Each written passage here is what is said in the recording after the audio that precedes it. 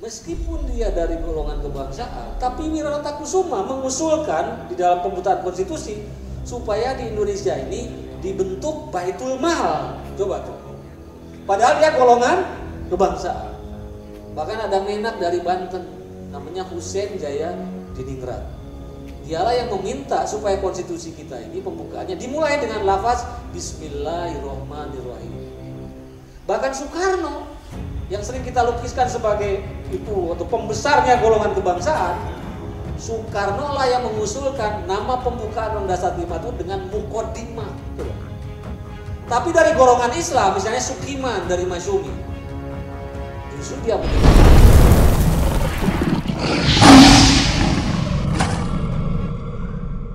sekalian, assalamualaikum warahmatullahi wabarakatuh. Sampurasun.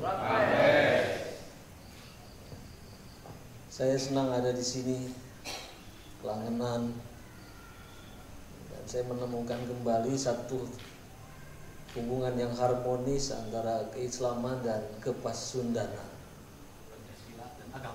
antara Pancasila dan keislaman dalam satu tautan harmonis.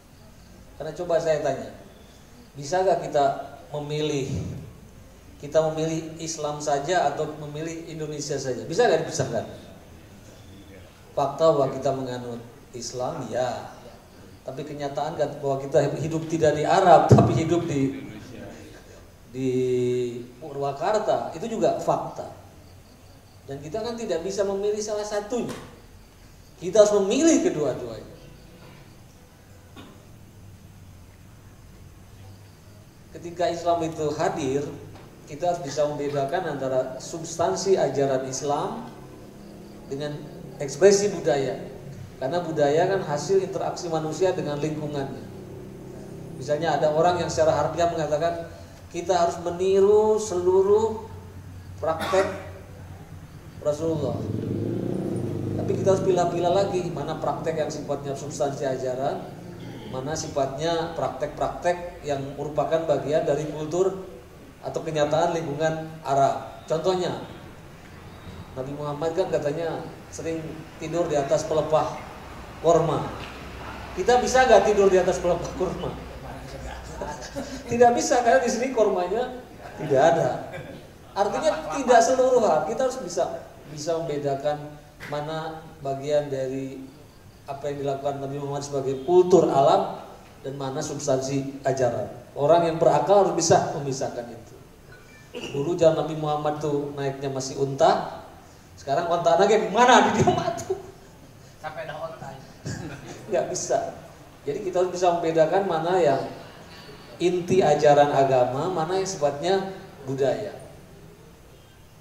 Jadi kita bisa menjadi Islam 100%, menjadi Sunda 100%. Karena dua hal itu kan harus diperadabkan. Dan apa yang kita sebut sekarang sebagai hukum Islam pun pada dasarnya dulu banyak sekali hasil budaya-budaya setempat yang tidak bertentangan dan prinsip-prinsip Islam, lalu diakui itu sebagai hukum Islam. Nanti Mas Asro lah ini akan membahas itu lebih panjang nanti, karena saya ingin langsung lebih banyak ke Pancasilanya. Nah sekarang kita hidup dalam situasi ketika banyak orang memperhadapkan antara keislaman dengan keindonesiaan atau keislaman dengan kepancasilaan. Saya jadi ingat tahun 42 ada edaran Masyumi gitu. Bunyinya begini, akibat tipu daya kolonial katanya, sudah muncul anggapan di antara kita seolah-olah kita hanya boleh memilih salah satu di antara keduanya. Apakah kita menjadi muslim atau kita menjadi nasionalis? Kalau menjadi muslim berarti tidak nasionalis. Kalau jadi nasionalis seolah-olah tidak muslim. Padahal di edaran itu katakan padahal semua kita adalah muslim dan seluruh kita adalah nasionalis.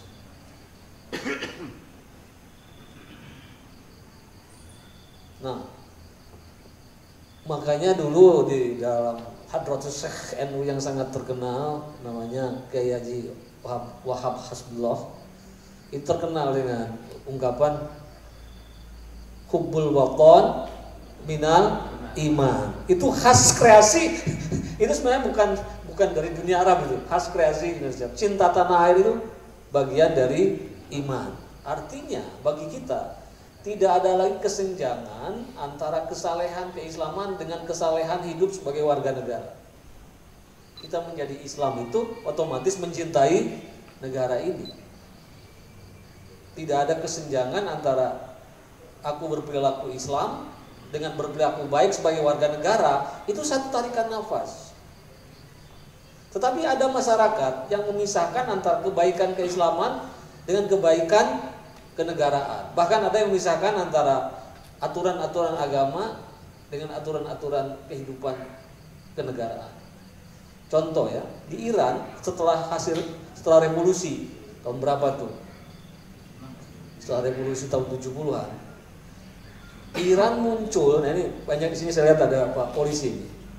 Setelah revolusi itu tingkat kecelakaan lalu lintas di Iran itu paling tinggi di dunia. Menimbulkan banyak pertanyaan. Kenapa Iran pasca revolusi melahirkan angka kecelakaan lalu lintas tertinggi di dunia? Rupanya waktu itu karena mereka lama di bawah penindasan Reza Shah, dan seolah-olah di bawah Reza Shah seringkali negara itu dihadapkan pada komunitas keagamaan kan. Akibatnya hukum-hukum negara itu dianggap bertentangan dengan hukum-hukum agama. Maka apapun yang ada aturan dalam aturan negara seolah-olah tidak ada kaitannya dengan agama. Jadi mereka datang ke masjid patuh pada hukum agama, tapi begitu keluar dari masjid masuk lalu lintas, dianggapnya hukum lalu lintas itu hukumnya sekuler, tabrak aja gitu. Tapi akibatnya kekacauan. Jadi di situ kita harus melihat bahwa sebenarnya tidak berarti seluruh hukum-hukum yang diproduksi oleh negara itu berarti harus kita seolah-olah itu bukan hukum yang dikehendaki oleh agama gitu. Karena bagaimanapun kita hidup dalam satu kenyataan masyarakat yang tentu, dan masyarakat itu beragam, maka kita harus mencari cara hukum-hukum yang bisa disepakati oleh komunitas masyarakat yang beragam itu. Nah, makanya ketika kemudian para pendiri bangsa mencoba merumuskan dasar negara, waktu itu kita tahu di BPUPK dan PPKI yang anggotanya juga mewakili banyak unsur, Islamnya juga ada dari NU, dari Muhammadiyah, dari macam-macam lah waktu itu. Ada lagi bahkan di BPUPK itu juga ada orang Kristen, ada orang penghayat, bahkan ada unsur negoro itu penghayat, Rajiman penghayat. Nanti di PPKI orang Hindu juga ada, Konghucu juga ada, dan lain-lain. Nah, etnisnya juga macam-macam, ada Jawa, ada Sunda, ada Batak, ada Minang, ada Manado, Maluku, Bali, Nusa Tenggara, dan lain-lain. Dan di sana juga bukan hanya laki-laki, ada perempuan.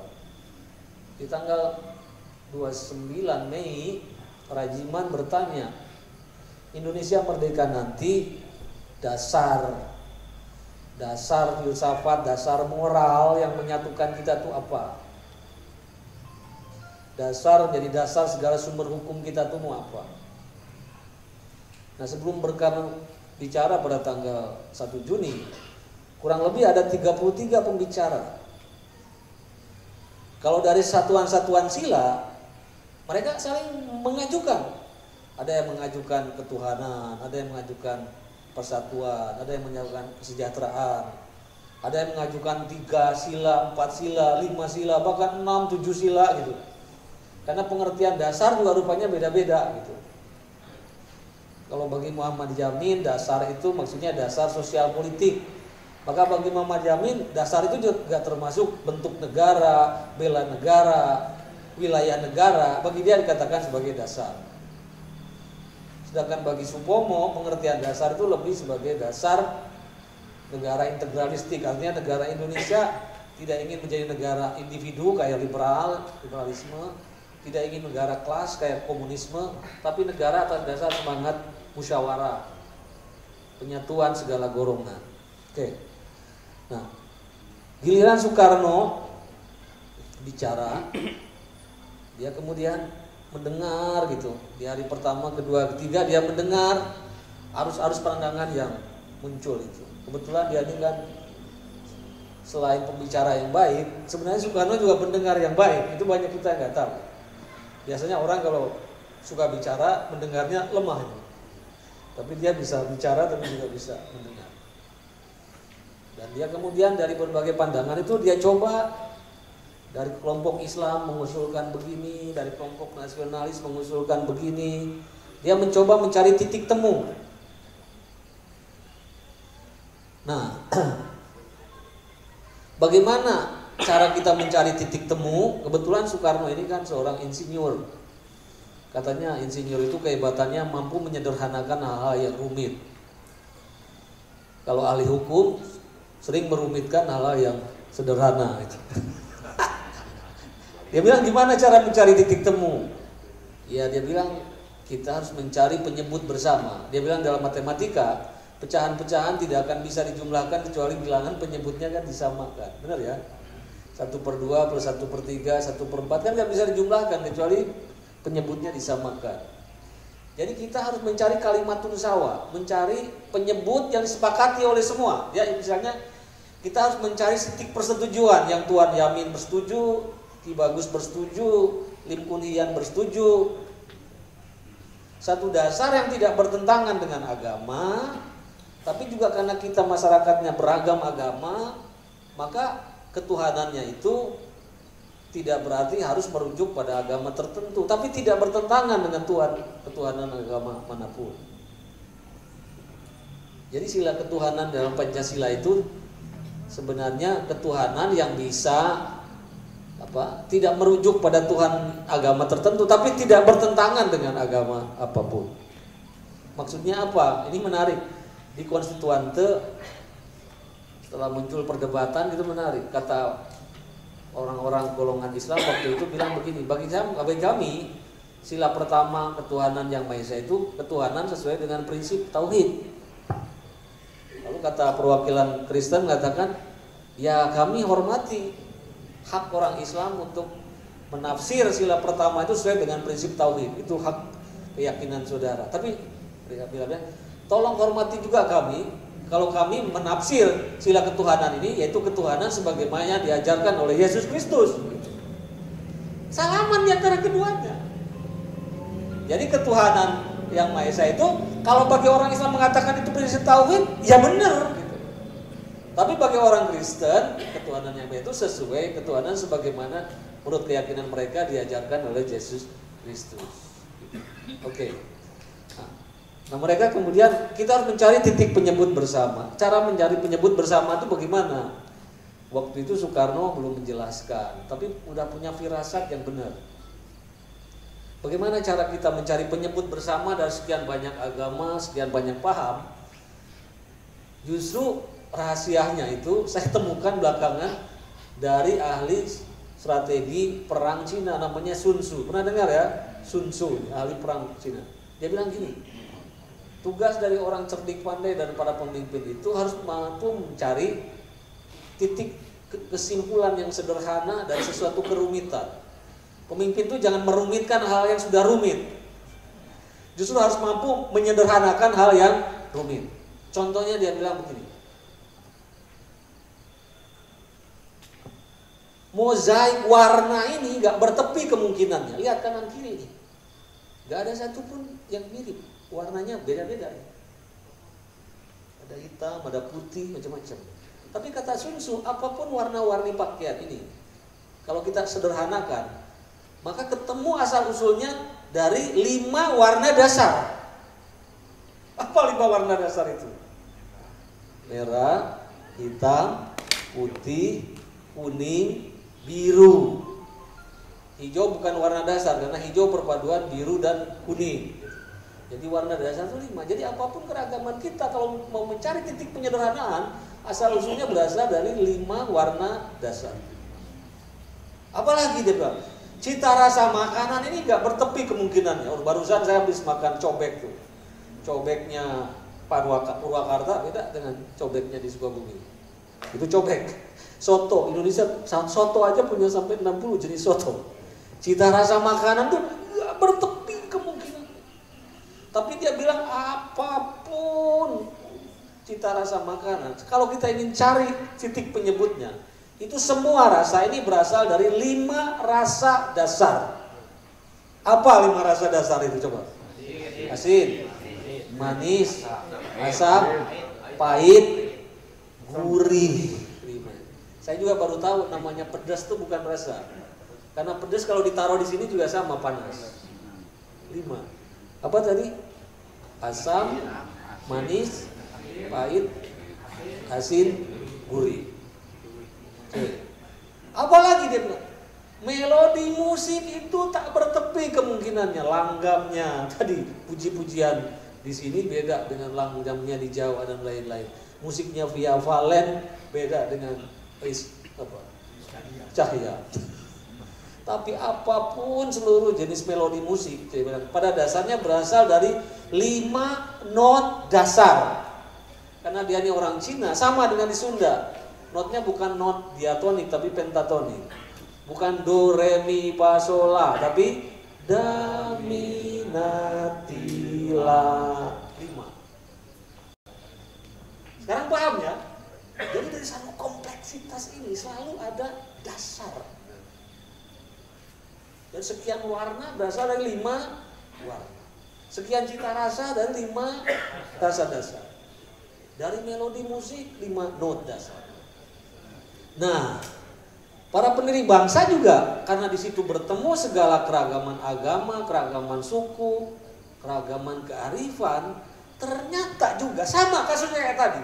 Apapun agama-agama kearifan, kalau kita tarik prinsip-prinsip nilainya, itu ketemu pada 5 prinsip dasar yang disebut dengan Pancasila. Jadi 5 sila Pancasila itu semacam tadi itu dasar nilai yang mempertemukan seluruh keragaman di dunia ini. Nah, coba kita uji ya di sana. Benar gak nih Pancasila itu kristalisasi dari segala nilai? Oke. Sekarang kita uji langsung saja. Karena sekarang ini Pancasila sering dihadapkan dengan syariah, seolah-olah syariah Islam itu bertentangan dengan Pancasila. Coba kita tes. Maqasidus syariah itu untuk apa? Maksud atau tujuan adanya syariah itu untuk apa? Ini kalau kita berprinsip pada syariahnya yang benar ini. Syariah itu kan mata air menuju kebaikan. Maksud adanya syariah, maqasidus syariah itu apa? Kenapa syariah itu harus diadakan? Maqasidus syariah itu namanya al-maslahatul ammah, kemaslahatan hidup bersama. Jadi coba, kita kan orang Islam, tapi di dalam Islam pun kan ada macam-macam Islam. Belum lagi ada kehadiran agama-agama lain. Nah, kalau kita tegak lurus di atas prinsip syariah, seperti Nabi Muhammad di Madinah, di mana di Madinah macam-macam suku kan, macam-macam agama juga. Maka kan kemudian mereka mencari titik temu di dalam satu piagam namanya piagam Madinah, Al-Ithaq Al-Madinah. Nah, sekarang karena maqasidus syariah itu mencari kemaslahatan hidup bersama, sedangkan hidup bersama ini begitu majemuk di Indonesia, maka harus mencari titik temu di antara kemajemukan ini. Nah, coba maqasidus syariah kemaslahatan apa menurut Islam? Seluruh ulama-ulama jumhur sepakat kemaslahatan itu yang harus diperjuangkan itu ada 5. Pertama, kemaslahatan agama. Kedua, kemaslahatan jiwa atau nyawa. Ketiga, kemaslahatan keturunan. Keempat, kemaslahatan akal kebijaksanaan. Dan kelima, kemaslahatan harta. Sekarang coba cek. Kemaslahatan agama itu di dalam Pancasila sila keberapa? Sila 1. Kemaslahatan jiwa atau nyawa sila keberapa?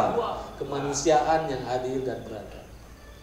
Kemaslahatan keturunan anak pinak kita yang hidup ini sila ketiga. Akal kebijaksanaan, hikmat kebijaksanaan berapa? 4. Harta keadilan. Jadi kenapa kita sering mempertahankan sesuatu yang secara substansi benar? Secara substansi ada perjumpaannya. Memang manusia itu seringkali berkelahi untuk sesuatu yang sifatnya baju. melupakan pada inti. Ceritanya gini, ada 4 orang bertengkar di pasar setelah menemukan sekeping uang. Setelah menemukan sekeping uang itu, kata orang Persia, dengan sekeping uang ini saya mau memberi anggur. Kata orang Arab langsung protes, gak mau anggur. Dengan sekeping uang ini saya mau membeli inap. Kata orang Turki, saya gak mau anggur, gak mau inap, saya mau membeli uzum. Terakhir datang orang Yunani, dia bilang, saya gak mau anggur, inap, uzum, maunya stafili. Mereka mau sampai jotos-jotosan berkelahi. Tiba-tiba ada seorang bersurban itu datang, tua yang arif, ada apa kalian sampai bertengkar begitu? Ini kita menemukan sekeping uang dan kita tidak sepakat dengan uang ini mau beli apa. Dia mintanya anggur, inap, uzum, stafil. Kata orang tuanya, lemparkan uang itu, saya akan belikan ke pasar barang yang nanti semua kalian akan happy. Akhirnya orang tua itu pergi ke pasar, ketika pulang membawa satu barang yang keempat orang itu bahagia semua. Karena itu baik namanya anggur, inap, uzum, stafili, sama-sama juga yaitu anggur tapi dalam bahasa yang beda-beda. Paham nggak? Jadi dalam bahasa Persia itu anggur, dalam bahasa Arab itu inap, dalam bahasa Turki itu uzum, dalam bahasa Yunani adalah stafili, tapi barangnya sama yaitu anggur. Coba, substansi inti daripada ajaran Islam tentang pakaian itu apa? Menutup aurat. Tentang bagaimana kemudian bahannya, modelnya, itu tergantung budaya masing-masing. Jadi kita jangan bertengkar pada model. Seperti tadi itu persis. Yang penting orang tuh menutup aurat. Tetapi kita ini sering bertengkar oleh sesuatu yang sifatnya bukan inti, tapi oleh simbol-simbol yang beragam itu. Jadi baik secara filosofis maupun nanti historis, akibatnya kemudian begini di BPUPK itu. Kita sering waktu itu memperhadapkan seolah-olah ada golongan Islam, golongan kebangsaan di dalam merumuskan Pancasila itu. Seolah-olah kalau golongan kebangsaan itu kurang Islam, yang Islam kurang kebangsaan.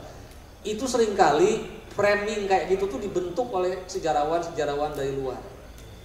Sejatinya anggota BPUPK itu tidak clear cut, terbelah begitu gitu. Misalnya dari golongan kebangsaan, misalnya ada juga menak dari Sunda namanya Wiranata Kusuma. Meskipun dia dari golongan kebangsaan, tapi Wiranata Kusuma mengusulkan di dalam pembuatan konstitusi supaya di Indonesia ini dibentuk Baitul Mal. Coba tuh. Padahal dia golongan kebangsaan. Bahkan ada menak dari Banten namanya Hussein Jaya Diningrat. Dialah yang meminta supaya konstitusi kita ini pembukaannya dimulai dengan lafaz Bismillahirrahmanirrahim. Bahkan Soekarno yang sering kita lukiskan sebagai ibu atau pembesarnya golongan kebangsaan, Soekarno lah yang mengusulkan nama pembukaan Undang-Undang 45 itu dengan mukodimah. Coba. Tapi dari golongan Islam, misalnya Sukiman dari Masyumi, justru dia menyebutnya apa? Namanya dengan sebutan-sebutan bahasa Inggris, gentleman agreement atau kayak begitu. Jadi bukan berarti golongan Islam otomatis kemudian kurang kebangsaan atau golongan Islam kurang Islam. Pada kenyataannya di sana dari golongan Islam ada Agus Salim misalnya yang tidak punya pikiran untuk mendirikan negara Islam. Tapi sebaliknya dari golongan kebangsaan juga banyak yang punya aspirasi Islam. Nah kita sebutlah tokoh lain misalnya dari kebangsaan itu namanya Supomo, Dr. Supomo, karena itu menak Jawa ya. Dia bilang begini, saya memang tidak setuju Indonesia itu menjadi negara agama gitu. Karena kalau Indonesia menjadi negara agama, maka berarti ada golongan agama yang menjadi warga negara kelas 1, sedangkan agama-agama lain dianggap warga negara kelas 2. Padahal kita merdeka itu semua cita-citanya ingin bebas daripada diskriminasi kolonial gitu. Tapi lalu segera dia tambahkan, dengan saya menolak Indonesia jadi negara agama, tidak berarti saya menolak arti pentingnya nilai agama dalam kehidupan negara Indonesia. Dia bilang apalagi agama Islam yang mayoritas itu jadi dianut oleh masyarakat Indonesia, dengan sendirinya nilai-nilai Islam itu harus mewarnai kehidupan bernegara kita. Dan memang seolah-olah kalau kita mendirikan negara Islam itu seolah-olah gampang. Tapi kalau kita bergerak lebih, imajinasi lebih jauh, kalau Indonesia menjadi negara Islam, versi Islam mana yang dijadikan anutan negara? Islamnya versi Mas Sastro yang pakai kunut atau versinya Persis yang galak terhadap kunut? Saya duga justru pertama-tama yang bertengkar kalau kita negara Islam sesama Islam sendiri. Sekarang aja saya lihat itu di Timur Tengah itu, yang satu mendukung Al-Qaeda, yang satu mendukung ISIS.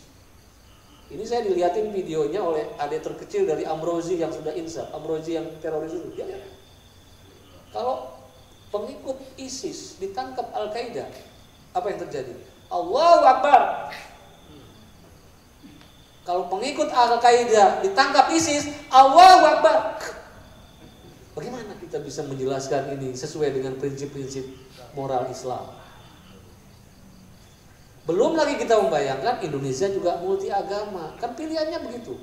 Pilihannya kalau kita menjadi negara agama gitu, berarti kita akan menjadikan agama kita sebagai sumber diskriminasi baru.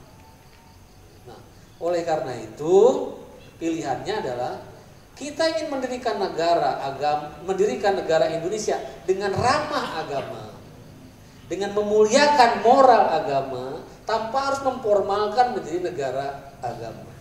Dan ternyata menurut sosiologi, Bapak-bapak, justru di banyak negara yang menganut negara agama, justru gairah kehidupan agama dan pelayanan agamanya itu buruk. Monopoli oleh negara apapun selalu melahirkan pelayanan yang kurang baik. Tapi kalau itu melahirkan banyak peran di dalam ngurus agama, justru mutu dan tingkat kekuatan iman kita itu lebih kuat. Nah, misalnya gini, orang Indonesia berkerudung mau pergi kemanapun di muka bumi akan mempertahankan kerudungnya, karena itu berkerudung bukan kewajiban dari negara, tapi atas dasar kerelaan, keikhlasan, keyakinan diri sendiri. Tapi saya lihat dari mata sendiri. Saya terbang dari Arab atau dari Iran. Saya dari Iran. Orang-orang Iran kalau wanitanya begitu ke airport pasti ditutup semua. Begitu mereka nanti masuk pesawat dibuka semua. Dan saya perhatikan, yang pertama mereka pesen wine biasanya. Tapi nanti begitu turun di Turki apa yang terjadi? Hijabnya dibuka, gamisnya dibuka, jadi mini skirt. Perhatikan, turis-turis Arab juga begitu rata-rata. Karena mereka menggunakan pakaian itu dipaksa oleh negara. Jadi tidak semua hal yang dipaksakan oleh negara itu justru membawa gairah keagamaan. Kenapa orang Indonesia itu gairah keagamaannya kuat? Justru karena tidak ada paksaan dari negara. Ini semua agama itu menuntut kesukarelaan. Kalau kita yakin bahwa itu ajaran yang benar, kita menerimanya dengan sukarela. Dengan begitu keimanan kita juga kuat. Mau diterpa apapun kita akan tegak lurus di atas prinsip, karena itu keyakinan yang tumbuh dari dalam, bukan sesuatu yang dipaksa dari luar. Itu mungkin yang menjelaskan. Makanya saya bilang sebenarnya justru kalau Indonesia ingin membuat agama itu kurang pengikutnya, jadikan negara agama, pasti ini kebanyakan kita ini tidak akan pergi sholat ke masjid. Justru kita itu kuat karena ini. Coba masjid ini tiba-tiba punya inisiatif sendiri. Masjid saya punya inisiatif sendiri. Yang ini ada punya inisiatif sendiri. Lama-lama melahirkan gairah pastabikul khairat itu. Kan di pasar juga begitu, kayak pasar. Pasar itu kalau monopoli tidak gairah kan. Tapi kalau ada kompetisi pasar, masing-masing berlomba untuk mencari harga yang lebih bisa menjangkau pasar.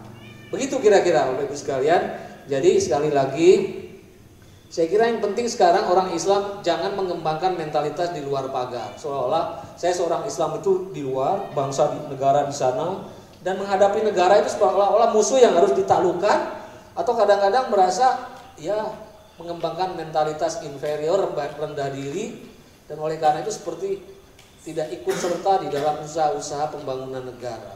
Indonesia ini bagaimanapun mayoritasnya Muslim, maka kalau orang Islam itu terlibat dalam kehidupan secara aktif, melihat negaranya ini sebagai sesuatu yang harus dikembangkan, maka kita menjadi tumpuan kemajuan seluruh Muslim di muka bumi ini. Saya kira itu. Jadi sekali lagi, mari bagi kita kesalehan agama itu satu tarikan nafas dengan kesalehan keluargaan. Menjadi Islam 100% bisa menjadi Pancasilais 100%. Islam dan bangsa bukan sesuatu yang harus dipisahkan, tapi harus disenyawakan. Saya kira itu saja. Terima kasih.